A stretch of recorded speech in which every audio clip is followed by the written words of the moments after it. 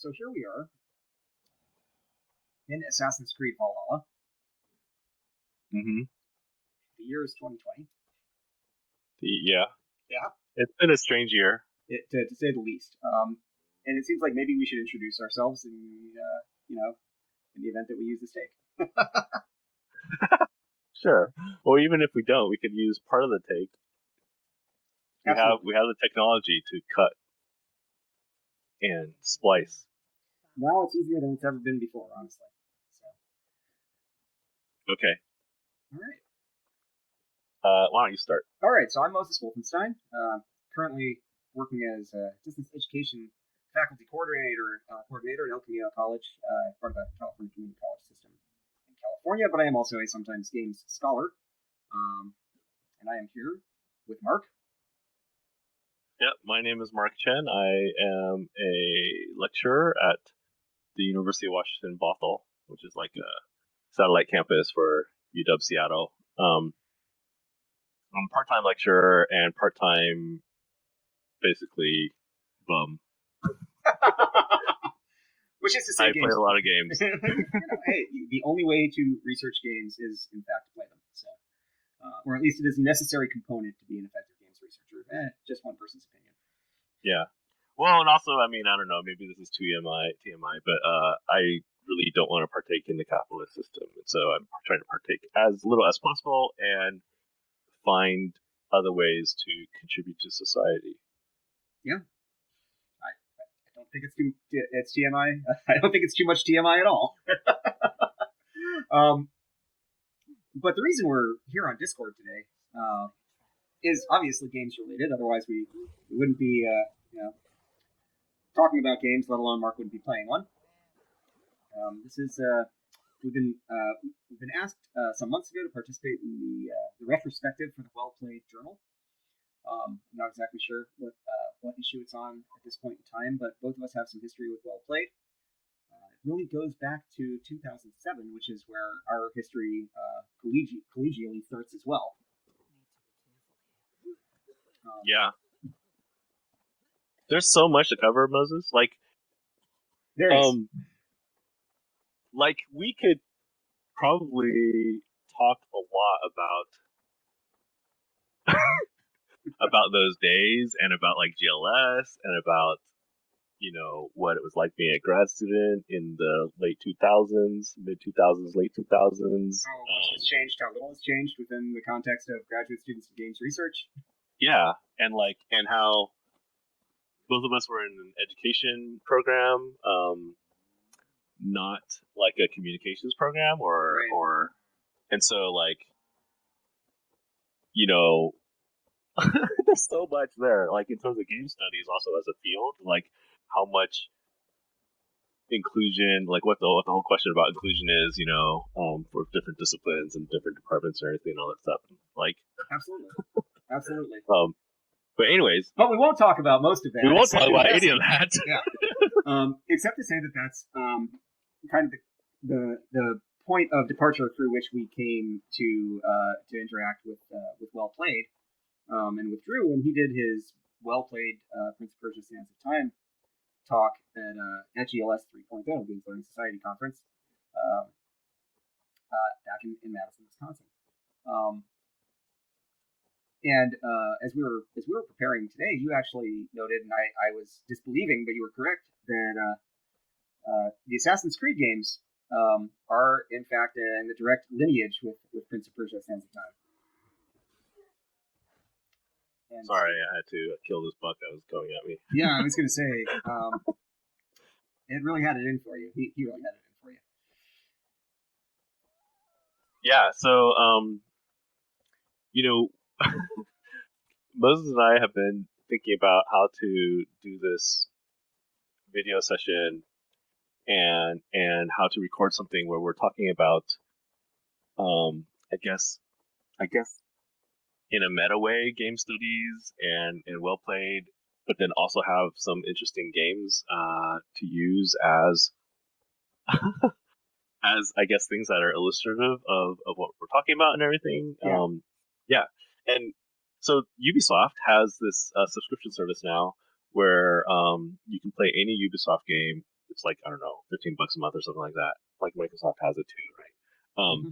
And so one idea is to play like every single Assassin's Creed game because it might be interesting to see the evolution of those. Um, Another idea. So I'm not actually in love with that idea anymore. No, One, I I mean, don't among actually other have the things, Ubisoft. I don't actually have the Ubisoft subscription, so yeah, I would actually have to do that and pay money. there are several barriers. That's the first one. The second one is that we are seeking to get this done by the end of the year. Right. And, yeah.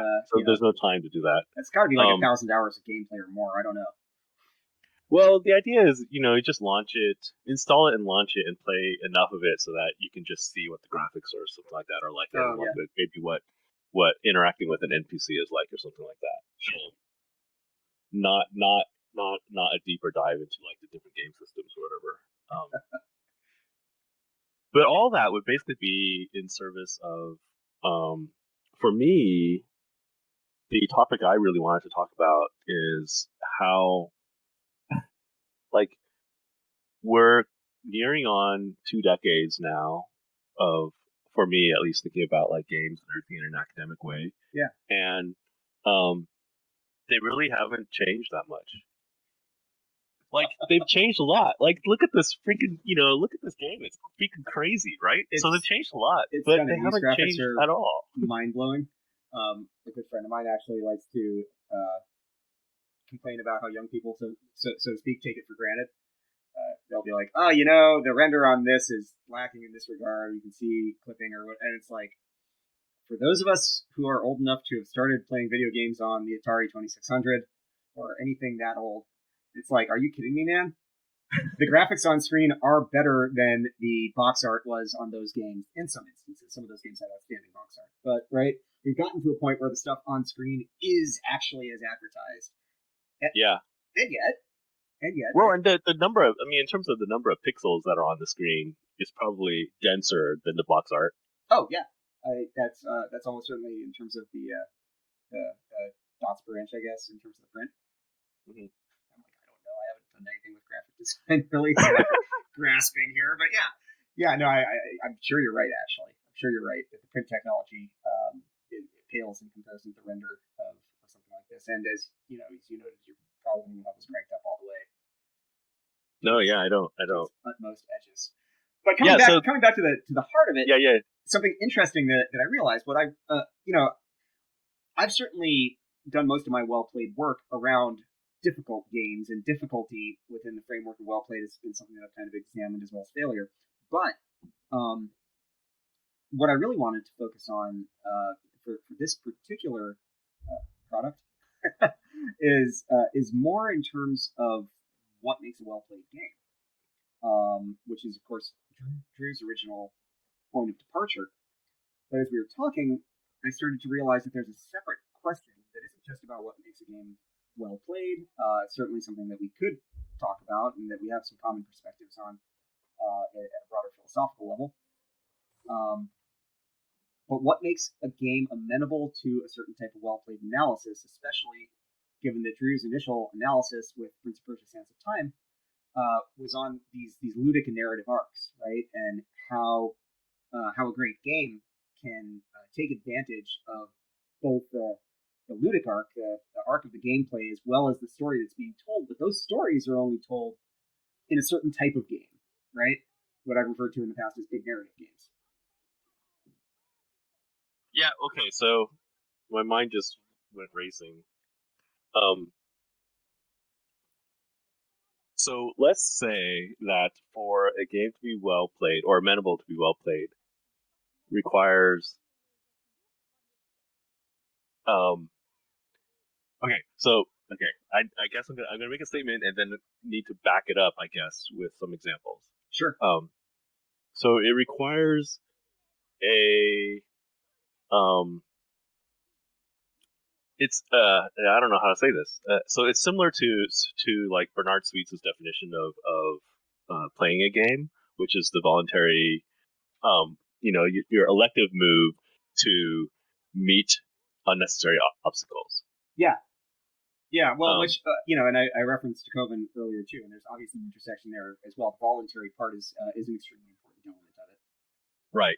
And what that means to me is more like it's kind of like the concept of the magic circle or the sacred space or whatever, where you agree to um, treat the text of the game as like this thing to be taken seriously, and Yeah, and you will momentarily um, forgive it when something isn't realistic, because so long as it is internally consistent, um, then you can explore the world and all that stuff. And so you're sort of voluntarily entering this, this clearly not real thing. I mean, these things are they're clearly not real, even though the graphics look amazing and everything. yeah, And when you actually talk to somebody, it's clearly like this is not a real person. Um, but that's okay because you're agreeing to be in that moment. You know what I mean? yeah, absolutely. Um, and so then that made me think that maybe, um, and I think this is true of the Coven's meaning of well played. Maybe what matters more is the person playing than the thing that they're playing. Um, That even let's just use the phrase terrible game can be well played if the player is approaching it with intention to kind of respect the play experience. yeah. Okay. So then there's that statement, and then to counter that Mm-hmm. is this idea of like, um, the game has to do some of the legwork, Yeah, right? Like the game has to um, try to make it as believable as possible or as internally consistent as possible. yeah, And so when there's something that, like when you're talking to an NPC, or previous to our recording, I ran through some geometry in the world that didn't match up, and like some of the grass was floating above the actual terrain of the world and everything, so it clearly broke immersion.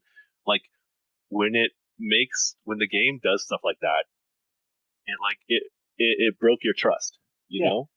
absolutely, absolutely. And that trust doesn't necessarily need to be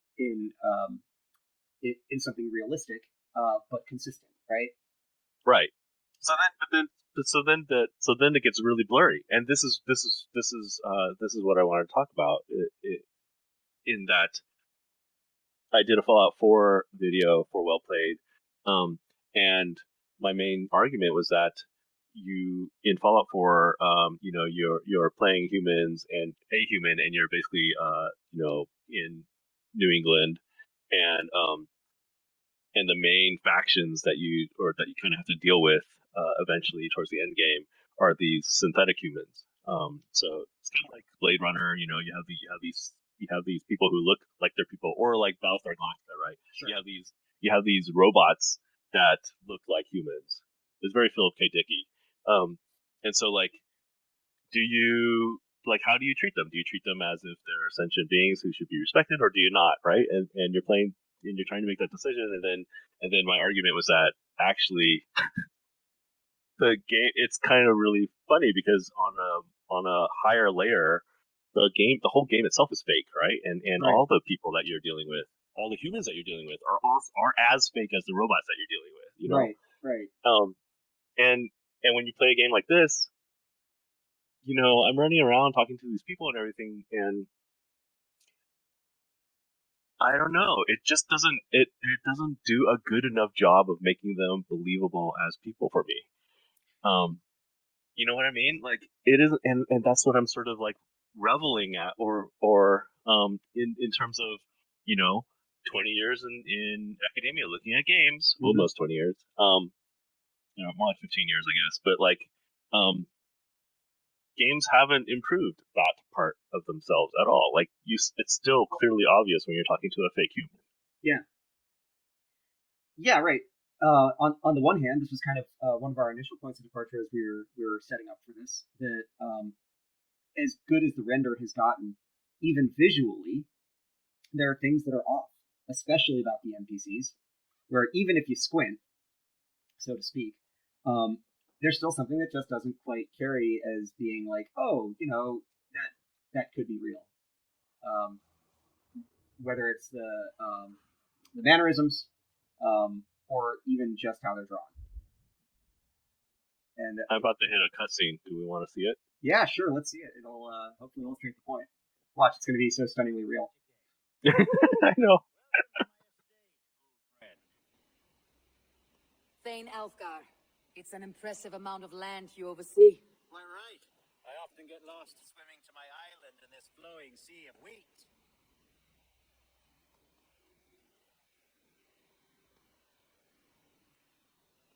You said you had something to show me when we last spoke. What did you mean? Yes, I did. Observe. This fine specimen belonged to our beloved elderman, Hunbeort, before his untimely passing. He left it here when we last hunted together. I now wish you to have it.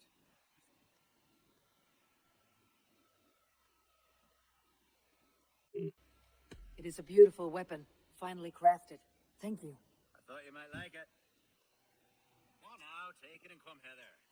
I have a rousing hunt planned for the two of us. Leave aside talk of politics and shiremouths. Let us enjoy the fruits of my land together. We're hunting or fruit picking? Both, if you like. Whatever you fancy.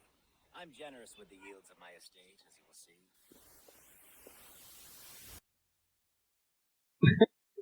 Okay.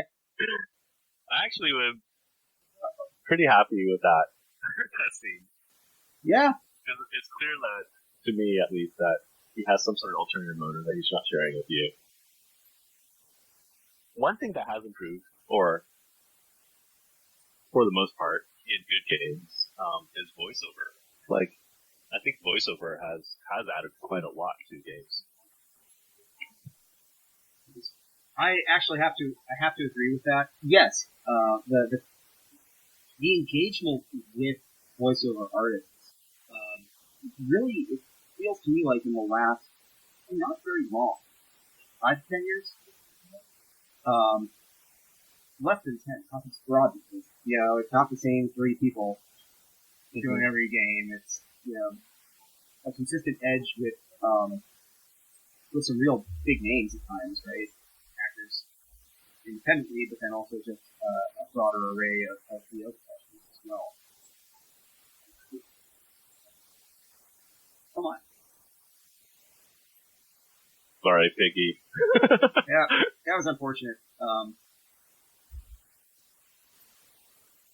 That's the emerging water has eventually extinguished the flames of your natural weapons.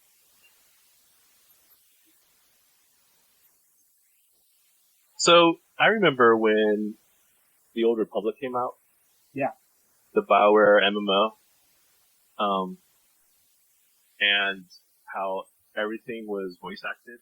And that was a huge deal. Because, I mean, imagining, like, World of Warcraft having every character voice acted would just be nuts, right? It'd be insane. Absolutely. And so they did it with, the Old Republic at that point.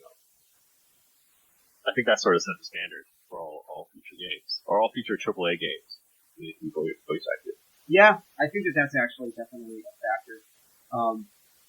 And it's interesting, that game occupies a spot in relation to this kind of bigger question we're asking around well-played games. It was strange. It was an MMO that absolutely had this first-person experience just molded onto it very directly. Like, okay, it's also just a BioWare game where they turned the mechanics, made it possible to do collaboratively, but it was secondary. The MMO content part of it was MMO shaped, and then the narrative was a single person game BioWare shaped narrative. I didn't play that far into it, but I was pretty impressed with it. Yeah. In that, like, 1 in 10 or 1 in 12 scenes, you'd be like, oh, writing on that kind of stuff. But it was an incredibly massive volume of writing, Mm-hmm. So to be like at those immersion-breaking moments where you're like, oh, that was just a really bad line of dialogue. But they're rare. Like, shockingly rare. You're right. And it was still, loads better than WoW or any previous game. Yeah, no, any previous MMO in specific, right? As far as the storyline, it shows something. Plus, I mean, obviously, WoW has played an extremely important part in game studies, and obviously in both of our careers academically, since we went through conversations around Warcraft. But man, the disconnect between what they tried to do, especially in the early expansions narratively with the game, versus how it was executed. It was just this gaping chasm between these kind of conceptual narrative aspects and the actual execution of it. Yeah. I guess the thing, like, so instead of doing all the Assassin's Creed games, one idea was to show, I guess, clips from, I guess for me, a bunch of RPGs, like, and how they have been, I guess, helping or breaking the suspension of disbelief over the years, as a way of sort of illustrating, this argument that, like, they haven't gotten better. They've gotten better in some things and then gotten worse in other things. So then overall, they're the same, effectively. Right. And it seems like, for me, that there's something, like, I don't know, it's hard to explain. I haven't played Eskimo, that's good for some or anything, but there's something about, like,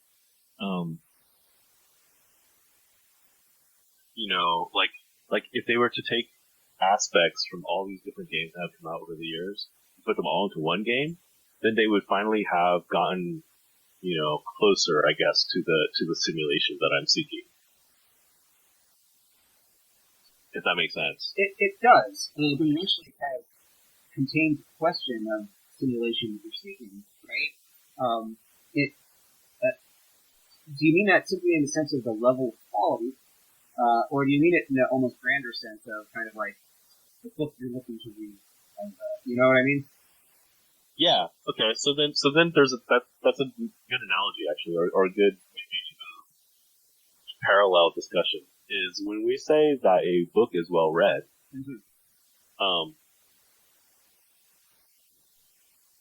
like I view it as, like, you are reading a text, in an interpretive way. You're being critical, but you're also being generous, right? You're trying to be open to different meanings or layers of meaning that can come out of it, and thinking about, and actually, like, being mindful and thinking about what you're reading. And in a lot of cases, you read the same text multiple times, right? People revisit Lord of the Rings, stuff like that, right? Absolutely. Well, and certainly academically, if you're getting something deeply, you re-engage it. You don't just read it once, put it down, and say it's right. Okay, so let's say you're reading a novel, or like a short story or whatever, and the writing's just terrible.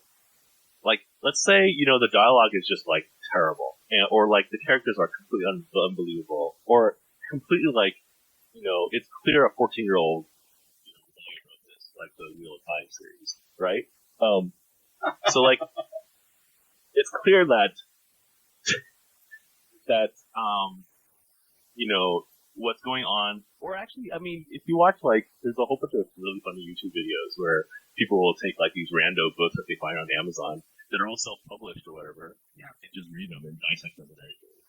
Jenny Nicholson, who does both of these really well. But, like, if you take one of those, it's really hard to, like, take a well-played stance or well-read stance in this case, with those books. Yeah. And I think, I think that's okay. like, you don't have to treat every text that you read that way, right?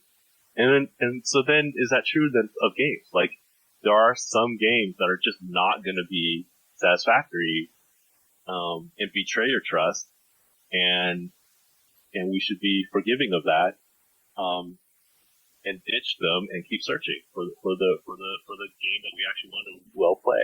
Is this a high-low art type question, or is it more along the lines of even if the art is low, so to speak, right? That it can be consistent, right? That consistency can make it a well-rounded experience for the player, the reader, the viewer, etc. Yeah. As opposed to kind of pushing the other angle, which is like a question that people have been talking about in video games for a very long time. When will games arrive? Kind of question, right? So like, so if you decide I'm going to approach this game,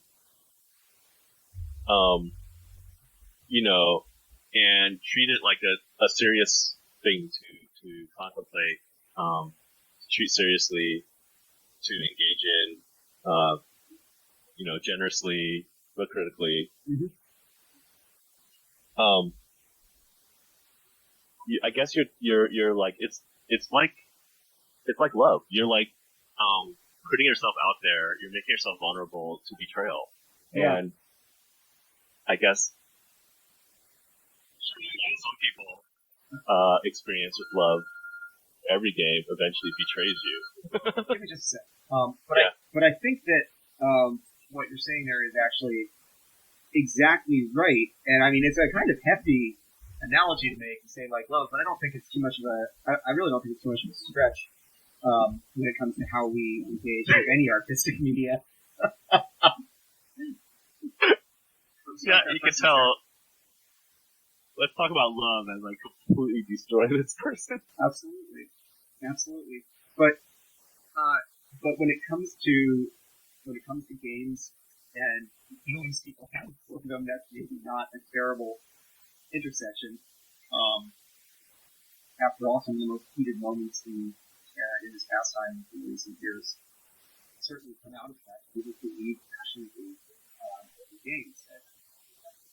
As absolutely wretched as Gamergate was, and as much as there's a whole other analysis there regarding social moments, but the so-called pro Gamergaters, whatever, some of them are obviously just trolls. They are out there having their fun in a different way at other people's expense. But there was Are you not supposed to be going, sir? I am, but I accidentally killed that old lady. Oh, that's very unfortunate. But it's okay. It's just a simulation, right? Like that's the whole Assassin's Creed thing. And not only is the simulation, it's extra simulation, exactly. So should be that. Right. Actually, that does add an interesting layer. Now that I think of it, maybe it's okay that this game doesn't portray people very believably, because I'm actually supposed to be playing a person named Layla who's playing Eivor in this simulation of Eastern England, Right. So like, it's accurately portraying it as a simulation. They've given themselves a narrative out for it to fall down in a simulation or in politics. In a sense. I mean, that is probably not intentional. I don't think anybody at the studio was thinking like, you know what, there are going to be some holes in this, and let's just give ourselves an excuse. Like, all players, like, whatever, standing animation is a little bit funky, but it's cool. He's a simulation within a simulation. Right. Yeah, you're right. They probably don't do that. They probably weren't doing this, but not in terms of, at least not in terms of the people and the characters and everything. But in terms of the world geometry, like the floating graph on top of the terrain, you could argue that it was a desync moment. Sure. Absolutely. It's a desync part of this world inside her head, right? Yeah. Essentially. In the first couple of Assassin's Creed games, when I played them for the first time, I had recently read, which book was it? It was either Valis or, shoot, I forgot the name of the book.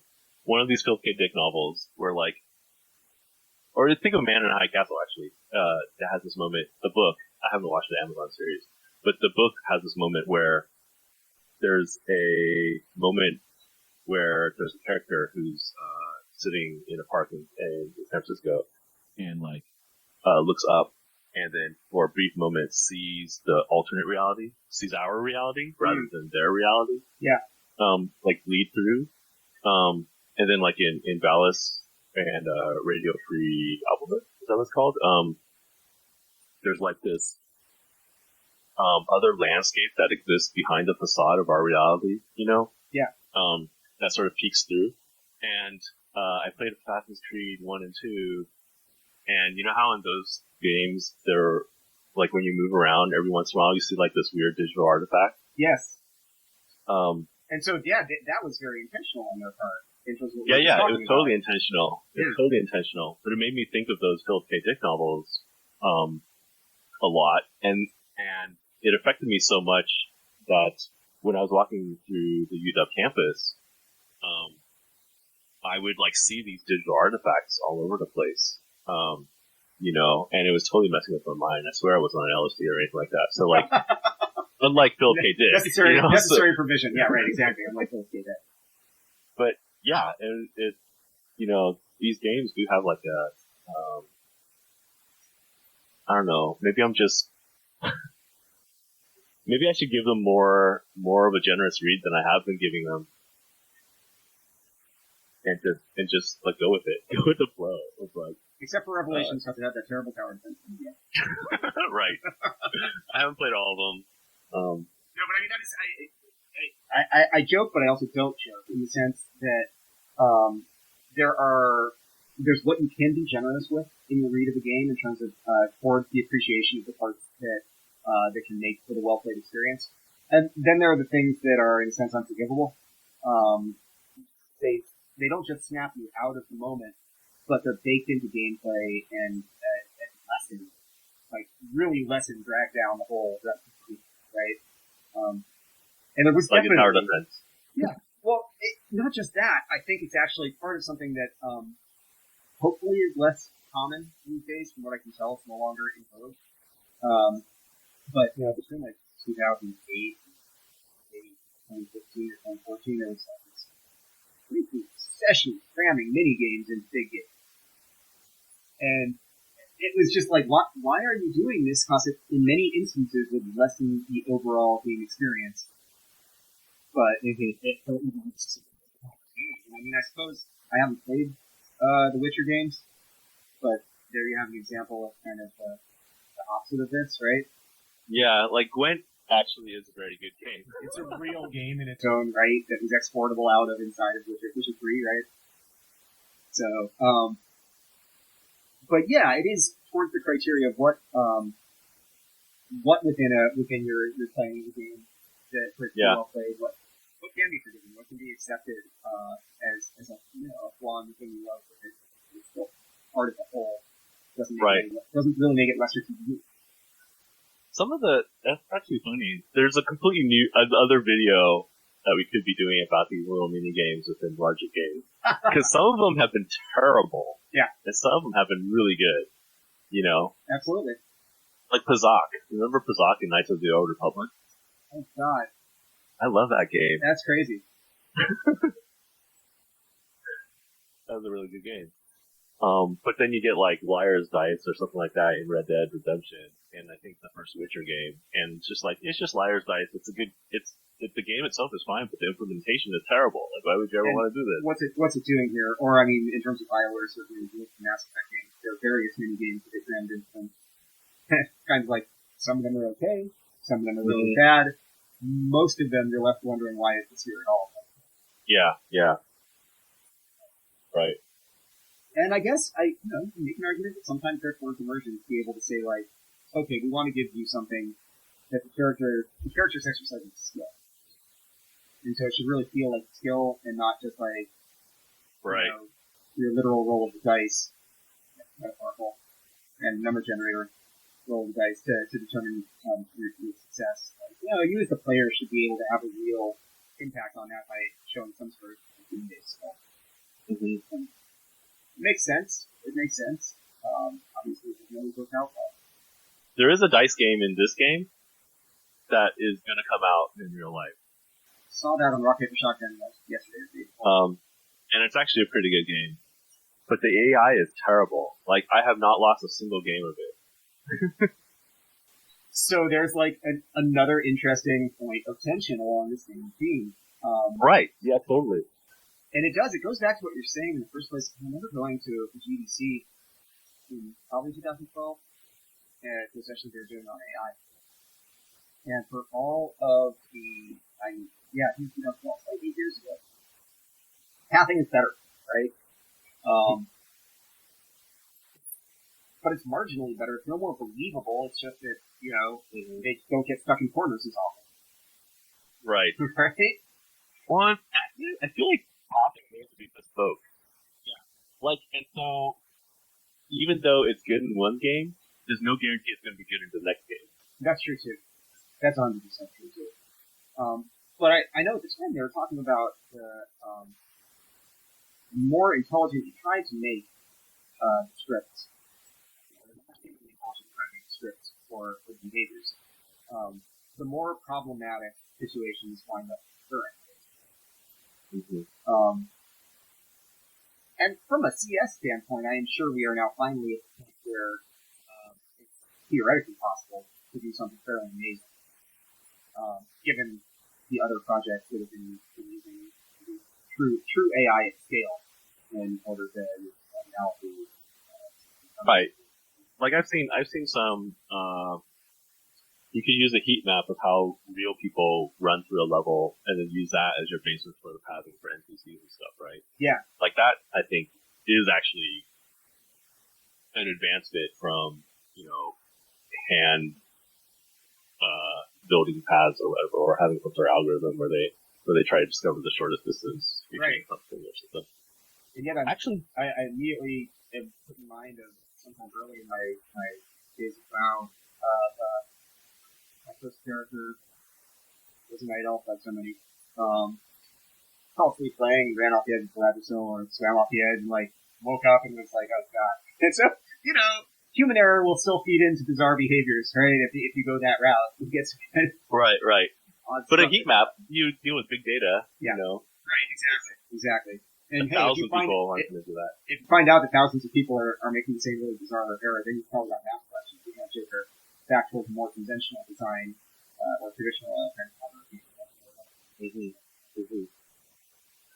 Speaking of really good pathing, that's not what we're speaking of. But speaking of pathing, did you ever play Dungeon Siege? I didn't. Okay, so it was basically like a Diablo clone, except it was 3D.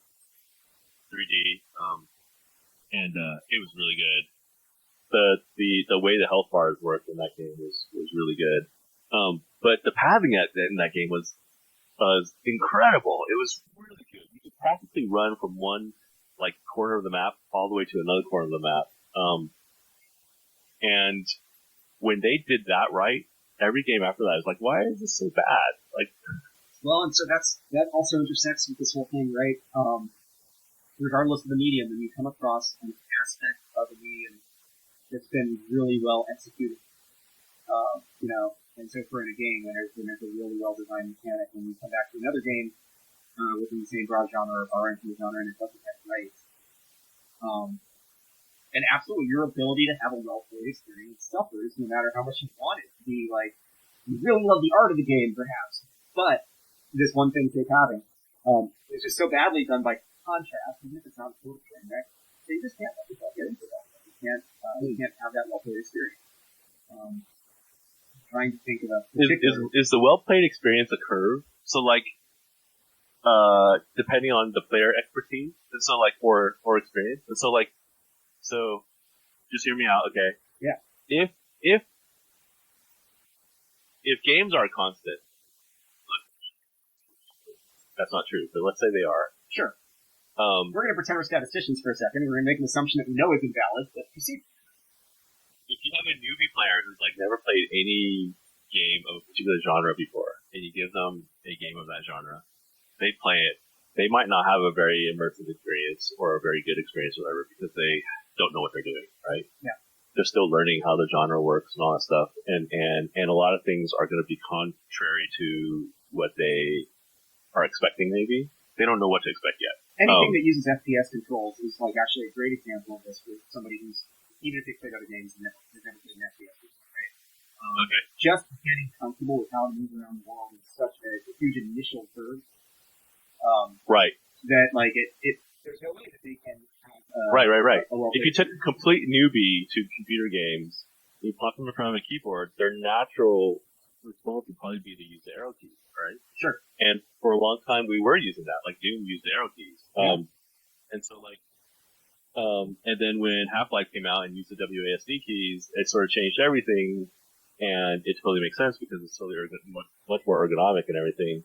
Well, and it puts the whole rest of the keyboard at your disposal, right? Right, and plus Half-Life uses the mouse, whereas the original Doom didn't use the mouse. Right.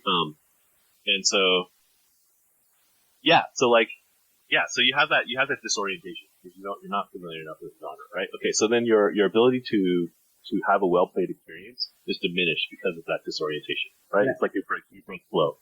And so your capacity to create anything out of the game at any given level is like slim to nil. Okay, so then as you keep playing these same games of the same genre, you get more and more familiar with it. You get more and more comfortable with it. And if it's a genre you grow to love, then it becomes like this. It's like home for you, Yeah. You feel like you belong, and you have this really enjoyable experience. And then at some point, I'm postulating, and maybe this isn't true, but at some point, you get to a point where you're so familiar with the genre that you have seen good examples of how everything should be done. They might be from different games, but now a particular game will have a mechanic in it that isn't as good as this other game with the same mechanic. And so maybe you're too familiar with the genre, and so your ability to have a well-played experience with any particular game isn't going to be as good because you're familiar with all the games and what it could have been. Is that a fair argument? I think it is. And you can even go a little narrower than this. And I had to refresh my memory on who it was I was thinking of. So I'm not a chess person. It just watched King's Gambit and like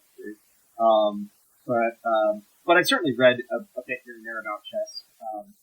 More so after I got into game studies, which is kind of truthful, right? And unavoidable. And it was Kasparov who I was thinking of, who I was trying to remember which chess player it was. But I don't think he's the only one in terms of chess grandmasters who reach that end of their expertise, right? Where for one reason or another, it is not the thing that holds their attention, that they feel need to move on from chess to something else. And it is a way of talking about the other end of that curve, right? Depending on the player.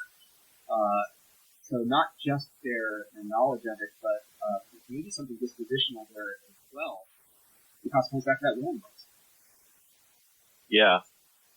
Well, so then the counter argument to what I just threw out there, and I think I already mentioned in this recording, but certainly before this evening, is that I think a lot of well-playedness depends on the person doing the playing. Yeah. And two different people with the same experience with games may have two different experiences with a new game because they're approaching it differently. And so, even though you have two different people who are both familiar with all these excellent examples of different mechanics from all these different highlights among the genre, their experience of the new game might be different because one person's approach to it is more of a well-played approach than the other person's approach. Maybe. I don't know. Right? That they are approaching, yes. Yeah, and I just to add a little bit of clarification, I also think this is a pretty good point to conclude on, at least for this iteration of us trying to do this thing. It's not a sense of an objectively superior approach to well played, but because of the subjectivity, it is a level of openness that individual has in that play, based off of where towards towards it being towards having a well-played. Yeah. Yeah. Well, we'll see how this particular thing goes, and hopefully the last part especially was captured. But I'm really glad that we sat down to do this, and it's I've got to say it's really nice to be engaged in this conversation, which because you and I intentionally on the episode series for the last over a decade now. We're roughly 15 years, and it's still here, and there's still plenty to discuss. Yeah. Well, part of it is we've gotten wiser. I hope so.